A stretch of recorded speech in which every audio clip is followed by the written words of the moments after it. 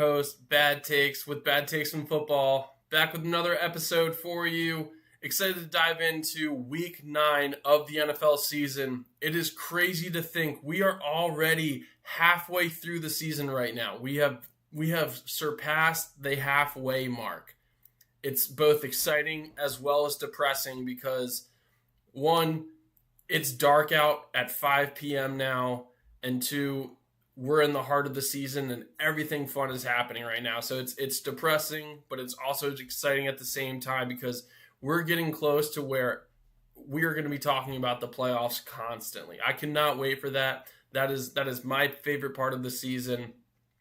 Got an exciting show. Again, crazy like slate of football games yesterday. There was a lot of unexpected situations that happened, in my opinion. There was a lot of games that went a completely different way than what I thought was going to happen. So again, definitely a lot of games to cover from yesterday. And again, it was an exciting week of football. I mean, again, there was huge things that happened, especially in the NFC North. I'll say that the NFC North probably had some of the craziest games. Shout out to the Carolina Panthers. We'll talk about them, but winning in Green Bay, huge game for the Panthers. Again, winning record now. They had one before, but solidifying that winning record for this team, competing right now potentially with the Buccaneers for a playoff spot in the NFC South. We'll see what happens there, but we'll dive more into things in a second. I want to wait for more people to get in. But again, let's have some fun today. Make sure you hit that easy for me to say. Make sure you hit that subscribe button. It really helps me out. Again, you can see that goal up in the top left right here. Right here. So please make sure you hit that subscribe button. It does really help me out.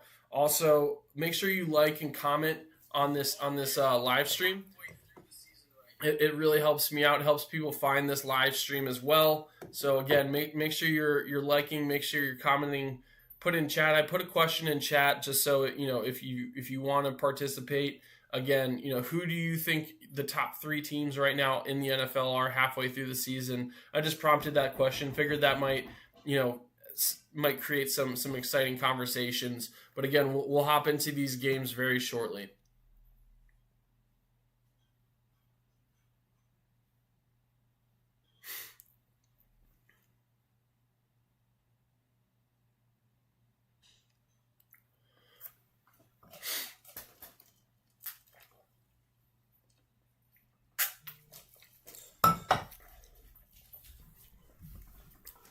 All right, so let's go ahead and get started. And the first game we're actually going to start out with today, probably one of the craziest endings for the Bengals. It was probably one of the craziest nightmares they've ever had. It's actually Groundhog's Day for this Bengals team, who seemingly find a way to lose, especially on the defensive side. But we're going to talk about that Chicago Bears versus Cincinnati Bengals game. So let's just dive into it right away. And first things first, I think the first thing I had to say when I talk about this game is the fact that Joe Flacco, he's 40 years old and he threw for 470 yards and 4 touchdowns in this game. On 31 completions, he was 31 of 47 for 470 yards and 4 touchdowns. Now, if you didn't watch that game yesterday and I told you that stat line, what would you say happened in that game? Would you think that the Bengals won that game with Joe Flacco as their quarterback, or would you say they lost that game? What if I told you the Bengals also put up 42 points in that game? Would you say the Bengals won that game, or did they lose that game? Well, we saw it happen yesterday. The Bengals lost 47-42.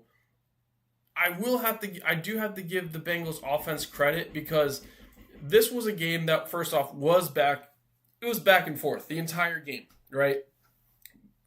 Cincinnati scored first play of the game on the kickoff. Cincinnati returned it back for a touchdown. Bears responded with the touchdown. Back to the Bengals, back to the Bears. There was 17 points scored in the first quarter, 20 points scored in the second quarter, 21 points in the third quarter, and then there was 31 points scored in the fourth.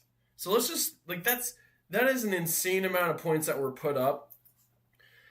There's a running back for the Chicago Bears, Kyle Manningai. I've never heard of him. He ran 26 times for 176 yards in this game. So the Bears were doing it both on the ground and in the air yesterday. Caleb Williams also had a great game yesterday. It wasn't just Joe Flacco. Caleb Williams was 20 of 34. He threw for 280 yards and 3 touchdowns in this game. He also added 53 yards on the ground. So again, this was an offensive game on both sides, right?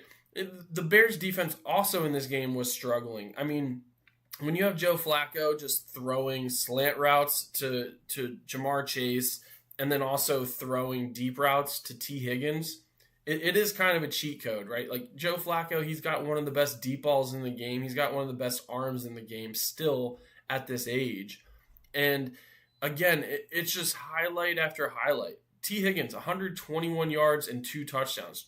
Jamar Chase, 111 yards in this game, right? They had 2 receivers over 100 yards, and then their third receiver, Chase Brown, who's a running back, he had 75 yards in this game. Andre Yoshivas, 66. Like those are huge numbers to put up from an offensive side. And again, they didn't have much luck on the run game. Chase Brown on the ground, 11 carries for 37 yards. Definitely nothing to write home about. That is not going to set you up for success. But again, Kyle Manningai for the Chicago Bears had a great game. So did Caleb Williams. Colston Loveland, that tight end, rookie tight end out of Michigan, had the game of his career so far. 6 catches, 118 yards, and 2 touchdowns in yesterday's game. Again, this was a 1 o'clock game, and this was by far the most exciting game of the weekend, without a doubt. And we're talking about a weekend where the Bills played the Chiefs. So that tells you like how big of a game this was. And really it all culminated with the final 2 minutes of the game. So the final 2 minutes, Joe Flacco and the Bengals are coming down. They are within, I believe at this point, they're within a touchdown. 10 points. They're within 10 points of the Bears at this point in time. Joe Flacco gets them into the red zone, and he's intercepted, right, by Edmonds. And Edmonds at the time, he ran it back for a touchdown. They ended up calling that back. They said he was touched. And so the Bears got the ball, in their own red zone, right? So they had a long way to go. They go like 3 and out. Bengals get the ball. And Joe Flacco then goes ahead and he scores 2 touchdowns in a row. And that actually gave this Bengals team the lead. They were up 41-42 with 58 seconds left on the clock. 58. In most situations, you'd be like, oh, well, there's a chance. But again, this team was up. And this was after catching up to a 10-point deficit and then going up and actually having the lead with less than a minute left. Again, they scored those 10 points, or they scored those 2 touchdowns within like a minute of each other. And then the Bears went back and they get the ball, and on an amazing scramble and broken tackle, Caleb Williams connected with Colston Loveland, and Colston Loveland broke a tackle and ran it in for a touchdown to seal the game. That's what won this game. They had, I think, 17 seconds left on the clock. Joe Flacco came in, threw a Hail Mary, wasn't anywhere close to the end zone. Bears intercepted the ball. But after the game, I think, was the most interesting part of this situation. So after this game, Chase Brown and Jamar Chase, right? So the 2 Chases of the Bengals were both interviewed in the locker room, and both of them just said, we had the lead, just close out the game. They both publicly addressed how bad their defense is. Just put the dirty laundry out there. We're like, I don't even care anymore. Our defense sucks. And I don't blame them. I'm sure there's a lot of people out there that are like, hey, you can't do that. That's not professional. It looks bad. That defense, if they didn't already know it, they needed to know it. this offense is electric. This offense is historic. They're doing this right now with Joe Flacco. Part of me is kind of wondering, like, hey, like, how much of a difference is there between a Joe Flacco and a Joe Burrow? Because what Joe Flacco is able to do, that's a conversation for another day. Maybe I'll bring that up as a topic just to try to piss some Bengals fans off. But like, what Joe Flacco is doing right now is just absolutely insane. As a quarterback that got picked up 4 weeks ago now, by this Bengals team, they're 3-6. Right, so they started out this season 2-0. They did get a win with Joe Flacco against the Pittsburgh Steelers, but really since then they're just losing, and they're losing in terrible ways. They did this same exact thing against the New York Jets. Right, so you're talking about the Chicago Bears, who aren't a bad team, right? They're 5-3, but they're definitely not like an offensive juggernaut. Like Caleb Williams, 280 yards. Let me just pull this up. I'm willing to bet that's the most yards he's thrown all season. I'm willing to bet. Let's actually pull this up by game and see what we can find. 1 second, guys.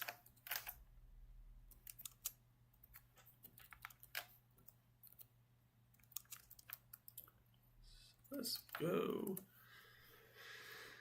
Okay, so against the Ravens, he threw for 285 yards, and then the Cowboys 298. So it wasn't the highest, but again, like he isn't exactly crushing it this year, and he looked like an All-Pro style quarterback out there. That's what this Bengals defense does to quarterbacks. It makes you look like a Pro Bowl, All-Pro caliber quarterback. Now, I'm not really sure what this Bengals team is going to do because, again, they have 6 losses. They're not that far behind both the Steelers, and they're now actually behind the Ravens, which is another crazy situation. But, the Steelers did have a big win this week against the Colts. That helped the Steelers get some separation, especially since the Bengals have that tiebreaker currently right now since they beat the Steelers. But I struggle to understand, and I wonder, and I'm curious if anyone in here has any opinion on this. Do you think that Joe Burrow is going to be able to come back and like have an impact on this team this year, or is it way too late? I mean, when you look at this team being 3-6, like, are you going to go in there and be like, Joe, like, we need you to save us, right? Like, is that going to be a thing where they're like, hey, like, time to turn this around, like, we're going to start winning, and at the same time, do you actually expect him to throw for more than 470 yards and 4 touchdowns in order for this team to win? Because I don't know how much better you can play in order to win a game for this team. Because, again, your defense, they had 1 stop yesterday. They had 1 stop. They forced this Bears team to punt once in this game. That is all they were able to do. And, again, that alone just that completely scares me. This is a team that people were saying should be able to contend for a playoff spot, contend for a Super Bowl, and again, they allowed the Bears to only punt once. So again, 47-42, Bears win. Big week, big day in the NFC North. We'll actually talk about another NFC North matchup next. Vikings versus the Lions. Who had on their bingo card yesterday that the Lions were going to lose to the Vikings 27-24? I truly did not expect that. I didn't think it would be remotely anywhere near that. And a huge reason for that, honestly, for me, is the fact that I have so much more confidence, or had so much more hope, I should say, in the run game, especially for the Detroit Lions. But it just didn't work out. David Montgomery, he had a crucial fumble that really set the Vikings up for success in their territory. Montgomery had 11 carries for 40 yards. Jahmyr Gibbs, 9 carries for 25. That's not going to cut it. And there's something weird going on right now in the NFL, I swear, where like these top running backs are just extremely inconsistent right now. Like the most consistent one out there is Jonathan Taylor. And even Jonathan Taylor yesterday, I'll pull up his stats just to kind of compare it. But Jonathan Taylor didn't have nearly the game that he normally has. Yeah, I was right. He had 14 carries for 45 yards yesterday. right? That's the leader in the NFL in running, and he had 45 yards on 14 carries. So again, the fact that they're just inconsistent on the ground is what kills this Detroit team the most. When Jahmyr Gibbs and David Montgomery struggle, this whole team struggles, right? Like I hate to just put it on the run game and be like, that's the reason why. But I mean, they also, you can obviously say they struggled a little bit on the defensive side as well.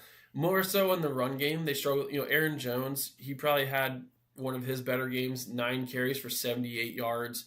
JJ McCarthy in his first game back, I'm really happy for him. Let's just say that real quick. JJ McCarthy, he actually teared up in his post-game press conference. I'm not sure if anyone saw this, but you could just tell that being back on the field and winning a game for this Vikings team meant the world to him. And, not to get sobby, but like you have to think about it, right? Like he missed his entire rookie season. He played about a one and a half games so far this year prior to this Lions game because of injury. And so he's finally able to come back. He's going up against a divisional opponent who at the time was 5-2 and looking like one of the best teams in the NFL, goes into their house and takes their lunch money, right? J.J. McCarthy, 14 for 25, nothing to write home about, 143 yards, 2 touchdowns in the air, 1 interception. I believe he also added a touchdown on the ground. He had 12 yards on the ground and a touchdown on 9 carries. So it wasn't like he was killing it on the ground. But again, that's really the difference between winning and losing in the NFL is just getting into that end zone as much as humanly possible. It doesn't have to be pretty, but putting up 3 touchdowns for J.J. McCarthy is a big deal. Now, Jared Goff, he had a really good game in this game, right? Like you would look at this stat line, similar to like what I did with Joe Flacco. If I were to tell you that Jared Goff went 25 of 37 for 284 yards and 2 touchdowns against the Vikings, would you think that the Vikings won that game or the Lions? I would actually guess the Lions. Now, if I told you the rushing numbers, you would probably go the other way. But again, Jared Goff actually played well in this game. Sam Laporta, 6 catches, 97 yards, 1 touchdown in this game.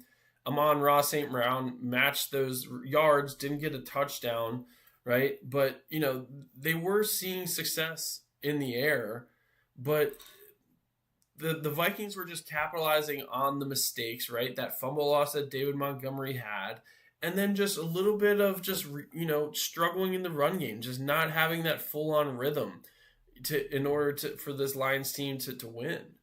Because, basically what happened in this game, the Minnesota came out and took the lead, and they never actually gave it up. They went out 14-7 in the first quarter, and then again never relinquished that lead the entire game. They just stayed solid throughout. And so you have to be happy for this Vikings team. They're 4-4. The Lions are 5-3.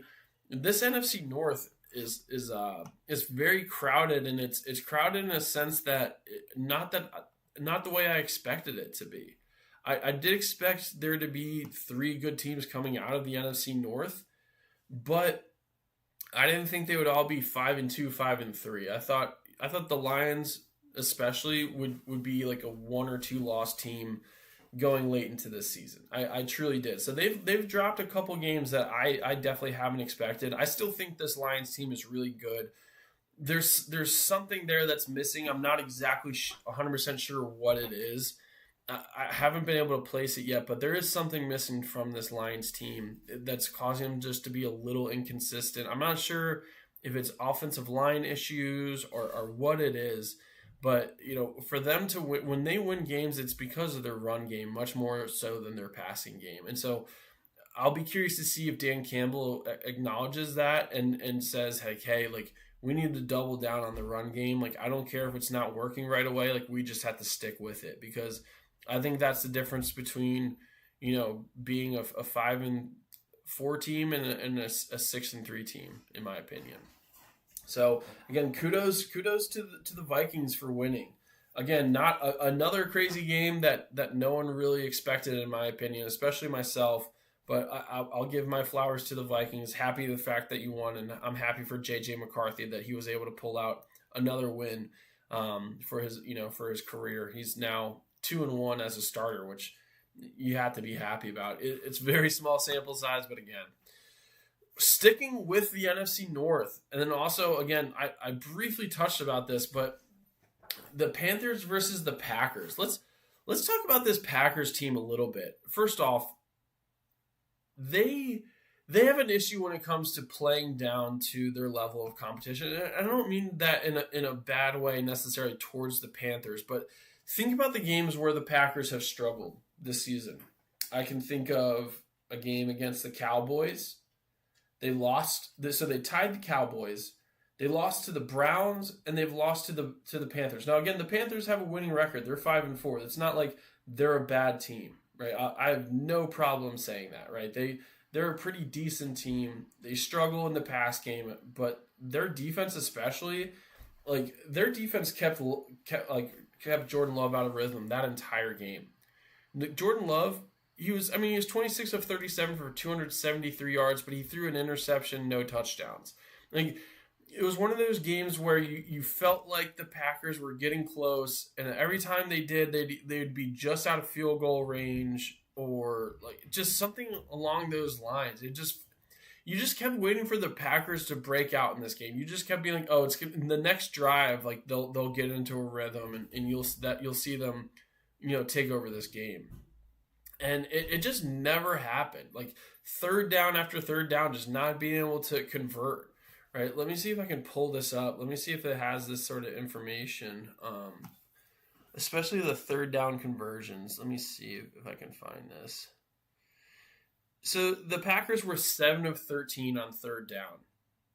That's actually better than what the Panthers were, who were 4 and 10. But the biggest difference is the fact that Rico Dowdle had 2 touchdowns in this game. And again, they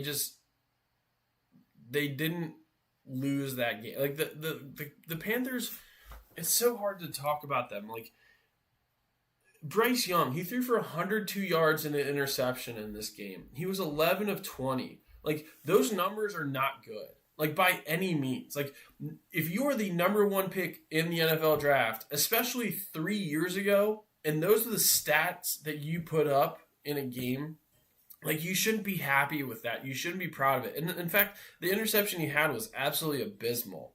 Like, it didn't even, it looks like he just tried to throw it to a Packers player in the end zone. Because, again, it was on a scoring drive, or they were about to score. They're at, like, the 7-yard line, and he throws, like, a fade route. But his receiver was so much further in the corner. He, like, threw it, like, 5 yards to the left of his receiver. I think it was Leggett.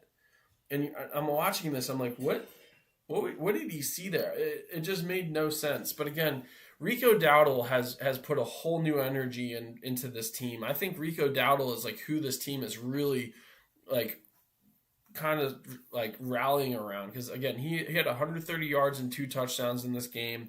Josh Jacobs didn't even have a bad game either. He had 87 yards and a touchdown on 17 carries. Romeo Dobbs, 91 yards on 7 receptions, right? Like, it wasn't like the Packers, played terribly, but at the same time, they just couldn't put it all together at once. It was just such an odd game. The Panthers winning this game 16-13 in Green Bay, I don't think there's anyone that actually expected that. Like, let's be completely honest. Like, I don't think there's anyone that thought that that's how this game would go. But again, like this Packers team, like they just play to the level of their competition way too much. Like I used to think like next level different, like historically good. That's definitely not the case anymore, right? I am not a huge. I think they're good, but that defense is not like a top defense by any means. I would much rather have the Broncos defense, if I'm being completely honest. I'd probably rather have the Seahawks, maybe even, not the Chargers, but I'd rather have the Seahawks defense as well. But yeah, like this Panthers team, they're 5-4. Like, they're not bad, guys. And I really do think being in the NFC South, like they might actually be able to make some noise. The toughest thing for them is the fact that they have to win their division. because of how crowded the NFC West and the NFC North are, especially. Right? Those I think the wild card teams are going to come out of those two divisions in the NFC. And so we'll see what happens from that perspective. But again, kudos to the Panthers for winning that game. I just want to see Bryce Young actually perform at a high level, though. That's like the one, like I need to see it. I still haven't seen it, and I need to see it because I'm looking at this guy and I'm like, how could they even justify like keeping this guy around longer than 4 years?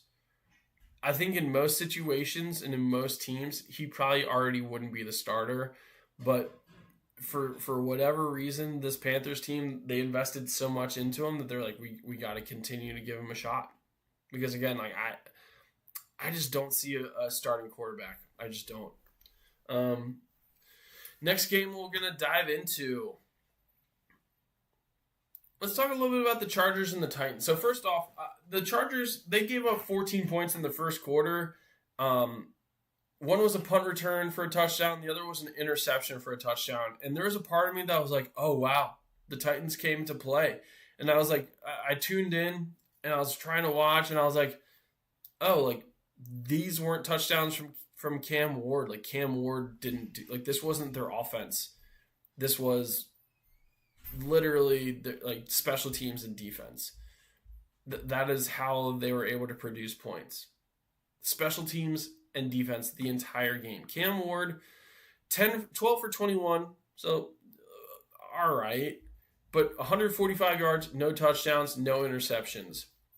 Tony Pollard, 10 carries for 56 yards. Their top receiver had 46 yards, right? When you compare that to what Justin Herbert was able to do, which is 250 yards, 2 touchdowns, 1 interception. Oh, hi, Mags. You want to say hello? Hi. Everyone say hello to Mags. Hi, Mags. Hi. But yeah, 250 yards, 2 touchdowns, 1 interception. Justin Herbert also led the Chargers in rushing. He had 57 yards and a touchdown on the ground as well.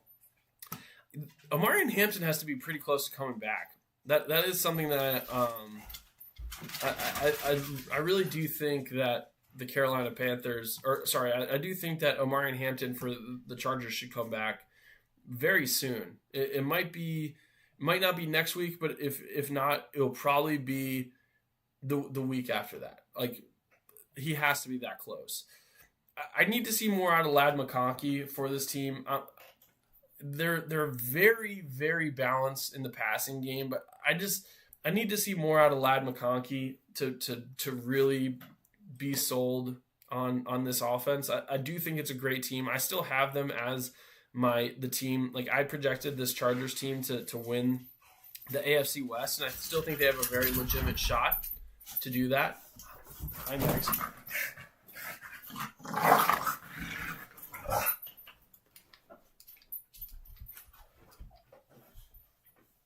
Sit.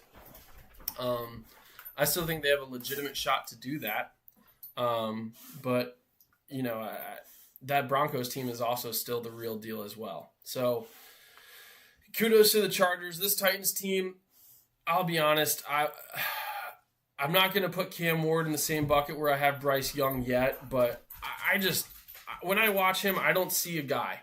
I don't. Apparently his leadership is amazing. His leadership hasn't done jack shit so far this year. Maybe led them to 1 win if that's the reason why, if someone wants to say that. But again, 1-8, not even like they've had like the most insane tough schedule either. Just, you know, one of those seasons where I think the Titans just need to call it quits and figure out, one, is Cam Ward the guy, or did we just waste the first pick because we thought we needed a quarterback? Falcons, Patriots. Now, this was actually a good game. Let's talk about this game a little bit more than we just talked about that Chargers-Titans game, because this was actually a really good game. Came right down to the wire. Essentially, only reason why, like the reason why not the only reason, but a big reason why the Patriots won this game was the fact that at the end of the game, the Falcons kicker missed the extra point that would have tied the game. Patriots won 24-23. And again, a huge reason for that was the fact that the Falcons kicker missed the extra point. He was a guy they actually had on their practice squad. He was actually cut, and then they brought him back after they had issues with Koo missing field goals. Who lost his job, and at this point they're probably looking for another kicker, or at least I would think so. But this was, again, Michael Penix. He's one of those guys that he's like boom or bust. This was a boom game for Michael Penix. 221 yards, 3 touchdowns in this game, going up against Drake May, who, in my opinion, is probably the best sophomore quarterback there is right now in the NFL. If you look at what Drake May has done, not just this game but this season, it's very impressive numbers. Like he's competing with like historical Patriots numbers, and I'm talking about players like Tom Brady in that situation. Now, Tom Brady wasn't like a gunslinger, right? But again, Drake May putting up the numbers he is. This Patriots team is 7-2. Just think about that. The Bills won against the Chiefs, which we'll talk about in a little bit. But this Patriots team is 7-2 right now. They are first in the AFC East. That is insane, especially with the fact that they very much struggled with the run game, especially in the run game. Like Travion Henderson had another bigger game. This was his second, probably I'll call a solid game. On 14 carries, he had 55 yards. But before that, like before the last 2 games, like their leading rusher was like putting up like 30 yards. It was terrible. And so, being able to get that out there is huge. Now, Douglas, he showed up for them from a receiving perspective, 4 catches, 100 yards, 1 touchdown in this game. Drake London on the other side was Michael Penix's best friend. He had 3 touchdowns on 9 receptions and 118 yards.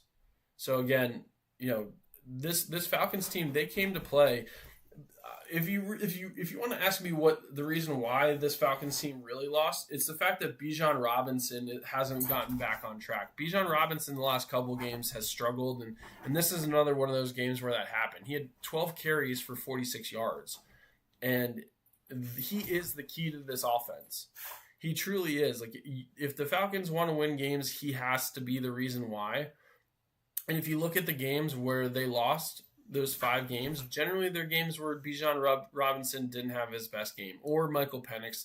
Some of them were because of Michael Penix, let's be completely honest. But again, like Bijan Robinson is like the little engine that could for this Falcons team, who are 3-5 at this point. They started out really strong, but they've kind of fallen off, and they're just a little too inconsistent. They're a very young team. They got a lot of talent. Like, there's no denying that. They have actually a lot of talent on this Falcons team. They just haven't been able to put it together. It was just a little too late. Patriots winning this game, being 7-2, winning 24-23. Just another reason why you had to buy the stock of Mike Vrabel, buy the stock of Drake May. Like, this team is the real deal.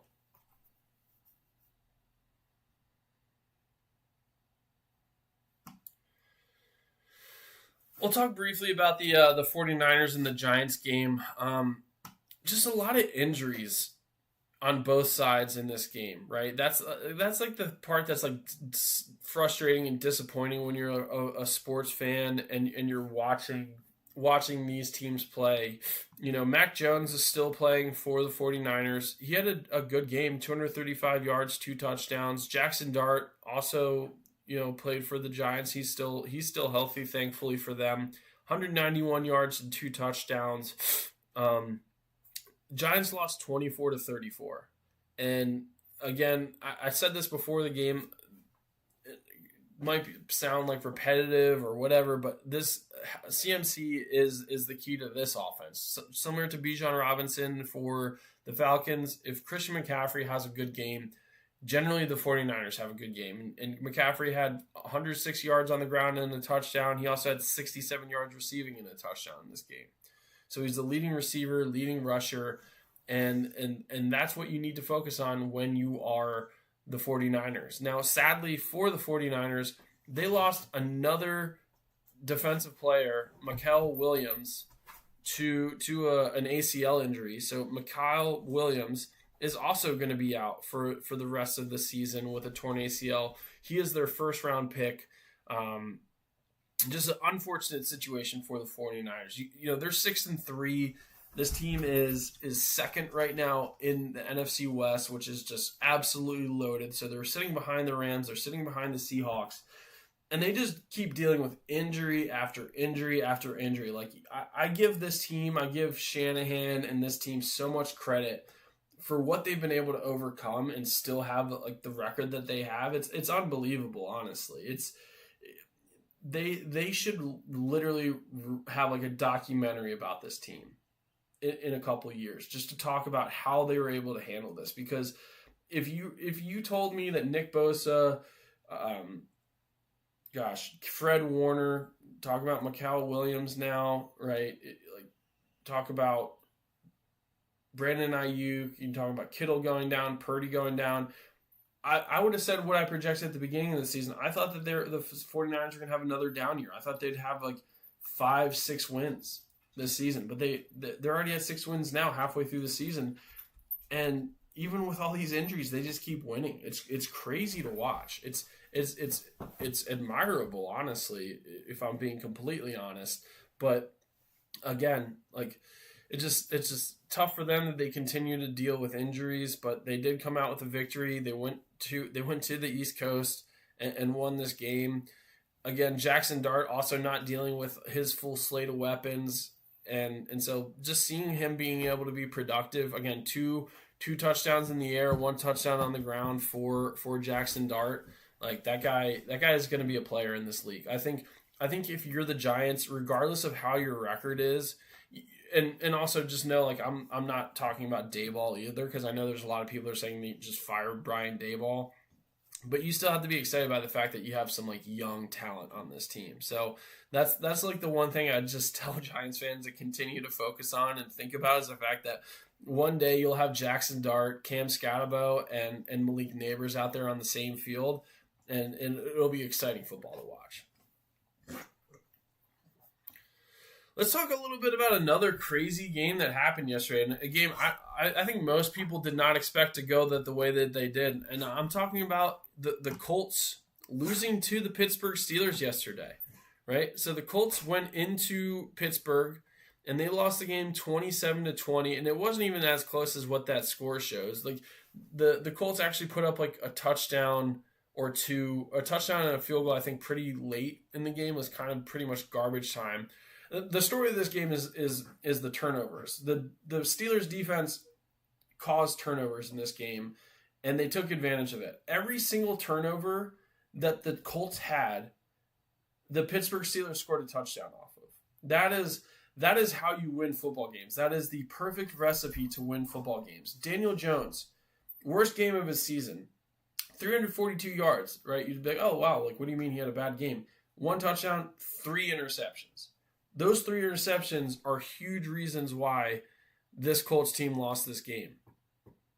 Those are huge reasons. The other aspect, Daniel Jones, he had 2 lost fumbles in this game as well. So Daniel Jones alone had 5 turnovers in this game. You can't win games like that. It's just it's impossible. I don't know a single team that would be able to overcome that amount of turnovers. You know, what I will say again on the other side is the fact that, you know, the Steelers, again, they took advantage. They did what they had to do. It wasn't like overly exciting or amazing to watch. Aaron Rodgers threw for 203 yards, 1 touchdown. Their top rusher was Jalen Warren with 31 yards and 2 touchdowns on 16 carries. Right? Like, again, not like overly amazing. Calvin Austin, leading receiver with 56 yards. You know, one thing I will say about this offense, I'm a little concerned, and I'm curious what's going on between Aaron Rodgers and DK Metcalf. You know, DK Metcalf, they traded for him, and they expect him to be their wide receiver 1, and they don't really have a good wide receiver 2. Like, I know Calvin Austin was the leading receiver in this game, but again, like, it's not like you are, like, he put up insane numbers. 56 yards as the leading rushers is not exciting. Sorry about that, guys. Dealing with a dog right now. It's really fun. But again, you have to be happy for the Steelers team staying atop the AFC North.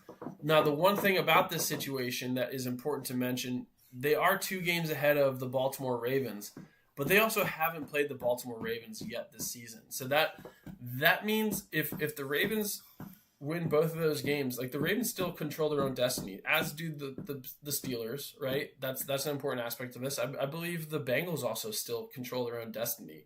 Like the AFC North is wide open, and there's only going to be one team that comes out of that division that goes to the playoffs as well. There's no chance another team makes it. So again, Steelers, they're going to have to continue to keep on winning because they're in a situation where they got two teams that, you know, at any point in time get really hot and end up taking that top spot in the division.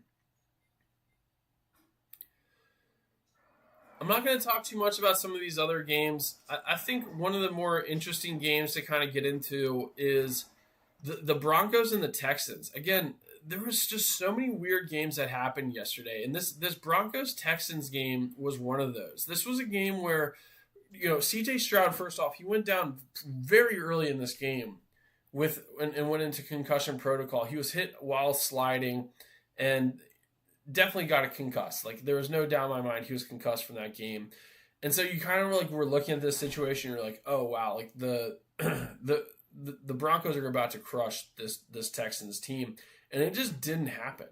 You know, the Texans did lose 18-15. The Broncos hit a field goal while time was expiring to win the game, but it was not the way that you would expect. I think that the Broncos missed Patrick Surtain being in this game a lot more than they probably thought they would.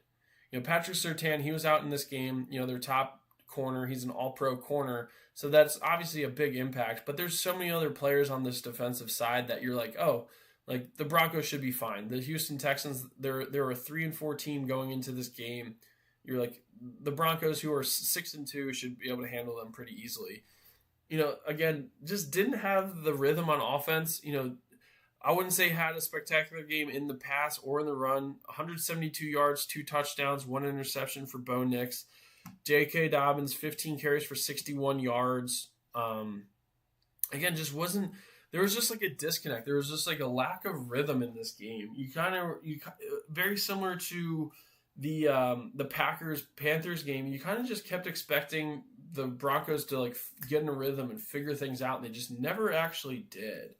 And the Texans, from a defensive perspective, they stayed in it, and they kept competing. And, you know, I would say Davis Mills, he didn't have that terrible of a performance for someone that wasn't expecting to play. 137 yards on basically a little bit over 50% throwing. So, you know, again, have to be okay with the performance from Davis Mills. Again, wasn't expecting to play there. But again, also, let's monitor what happens with C.J. Stroud. I'm curious to see if he's out for a long period of time. He could be able to come back sooner rather than later. We'll see. There was no indication of that, but the Broncos really just they very sneakily got this game. They very sneakily got this win. That's what good teams do, though. They find win games. They find weird ways to win games when people aren't really banking on it. And so being 7-2, being the top of the AFC West, you have to be happy about that. Let's talk a little bit about the Chiefs and the Bills. So, you know, first things I want to say when it comes to this Chiefs-Bills game, it's interesting. The record that Josh Allen has against against Patrick Mahomes is like night and day when it comes to being in the regular season and being in the playoffs. Like, Patrick Mahomes has his number in the playoffs, and Josh Allen owns the series when it's in the regular season.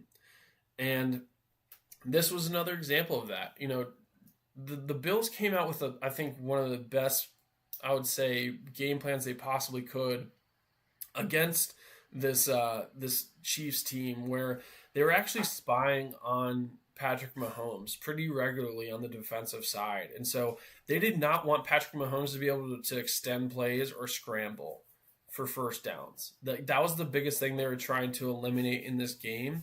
And it kind of like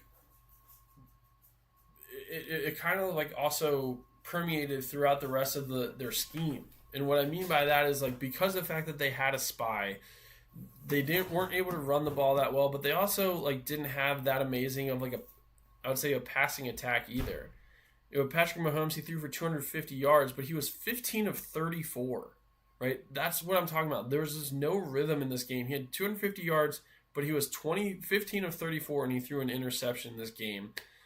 In the run game, Kareem Hunt, no Isaiah Pacheco. Kareem Hunt, he had 49 yards on the ground and a touchdown. Travis Kelce, Hollywood Brown, Rashee Rice, all over 60 yards reception. Rashee Rice led him with 80 yards, followed by Hollywood Brown with 73, and then 66 for Travis Kelce. So it wasn't like they weren't getting performances from their receivers necessarily. Again, it was just the incomplete passes were what was crushing their drives. It was causing major issues. And then on the other side, I thought that the Chiefs were going to be able to run so much better against this Bills team, especially without Ed Oliver, and just how this rushing defense was, even with Ed Oliver. But James Cook, he had 114 yards on 27 carries. They were heavily reliant on James Cook in this game. Dalton Kincaid, one of my favorite tight ends in the league, 6 catches for 101 yards and a touchdown. So again, they performed at a high level on the Bills side from an offense perspective, and again, they kept the Chiefs offense like just on their toes. I think that's the best way to put it. It wasn't like they were making like groundbreaking plays or like you're like, holy cow, that was a great defensive stop. They just were causing fits the whole time, and I think a lot of it had to do with the fact that they were playing that QB spy most of the game against Patrick Mahomes, and he was never able to fully like extend plays how he normally does, and wasn't able to scramble nearly as much either. I mean, he had 1 rush for 5 yards in this game, so it says a lot. Again, this Bills team, they're 6-2, and they're behind the Patriots right now. The Patriots have that tiebreaker because they beat the Bills in Buffalo, I believe. And this Chiefs team, they're 5-4 right now, so they're competing to be able to keep up with the Broncos and the Chargers. That's not going to be an easy feat. They are technically not in the playoffs right now, and we're more than halfway through the season. I think this is the first time you can say that about this Chiefs team in a while. So again, very interesting week, right? There was a lot of crazy games. I did a video earlier, so I'll talk about it a little bit, but we'll talk about that Sunday night game as well, just because I want to talk about how good the Seahawks team is. The Seattle Seahawks team, they're on a different level right now than a lot of other teams around the NFL. And I'm not saying that in like a basic way, but being 6-2, like they haven't had an easy schedule either. Like I'm going to pull this up just to kind of give you an example. So they played the 49ers, the Steelers, Cardinals, Saints, but the Buccaneers, Jags, Texans, Commanders, right? Those games, especially the games like even in Jacksonville, right? Traveling to the East Coast to play that game, that's not an easy game to play. The Jags are 5-3 right now. Like they're actually a legitimate team. So again, they almost beat the Buccaneers a couple weeks ago too. The Buccaneers are one of my favorite teams in the NFL right now. So this Seattle team, they're the real deal, and something happened to this Commanders team. They just never were able to get into sync this year. It was injuries to Terry McLaurin, it was injuries to Debo. Obviously, Jaden Daniels going down with that dislocated elbow. That was a gross injury, first off. I saw that happen, and I like regretted it immediately. When you watch those sorts of injuries, you're like, oh God, like that was terrible. But yeah, I mean, I don't know if it makes sense to have Jaden Daniels come back there. I also don't know, like, I mean, the way you saw his arm go, you're like, oh, that's going to take a while to recover. I thought he was going to need surgery. I was like, there has to be torn ligaments in that situation. Never ended up being the case, but I'm very curious to see what this Commanders team is able to figure out, because they're an old team. They're the oldest team in the NFL. They're going to end up losing some big name players next year. I'm talking about probably Zach Ertz, probably Von Miller. I'd be amazed if Wagner is able to stick around as well. So again, they're an older team, and so they gotta figure some things out before this season's over to really determine where this team is, because they went on a magical run last year. That was an exciting run for them, and they don't even look anywhere close to the team they looked like last year. Like I don't think there's any team that would be worried about playing the Commanders this year, where at the beginning of this year it would have been a completely different story. Again, on the other side, this Seattle Seahawks team, I have them as a top 3 team in the NFL right now, top 5 at least.